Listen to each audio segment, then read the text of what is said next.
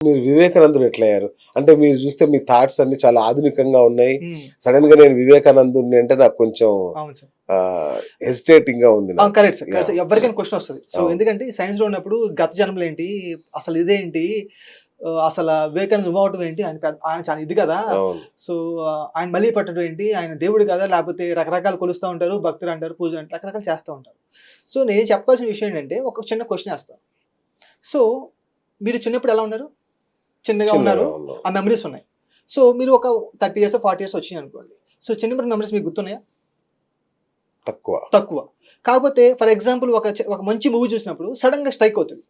అవును. చిన్నప్పుడు నేను కూడా ఇలా చేశాను కదా! అని. అప్పుడు దాకా గుర్తురాదు. అప్పుడు ఎందుకు గుర్తొస్తుందంటే, ఒక విషయం మిమ్మల్ని ఇన్‌స్పైర్ చేసినప్పుడు మీ సబ్‌కాన్షియస్ మైండ్‌లో ఉన్న జ్ఞానము మీకు ఫ్రంట్ లోబ్‌లో పాపులేట్ అవుతుంది. ఓకే. ఇది ఎప్పుడు ఇక్కడ ఉంది.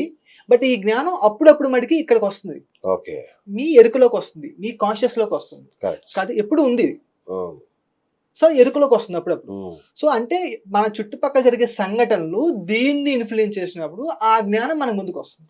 అలాగా ఎప్పుడైతే మీ గత జన్మలో కానీ, లేకపోతే నాకు చిన్నప్పుడు జ్ఞాపకాలు గాని, అంతకుముందు జ్ఞానాలన్నీ మొత్తం ఇక్కడ ఉంటాయి. ఆ!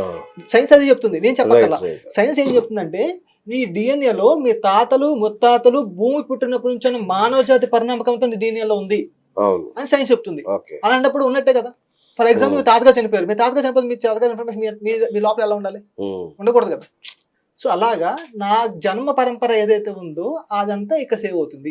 జన్మ అంటే ఏంటి అర్థం కాలేదు. For example okay. మనం బతుకున్నప్పుడు మాట్లాడగలుగుతున్నాం. హ్మ్. మనం చనిపోయామంటే మీనింగ్ ఏంటి? మన బాడీ కదలలేదు.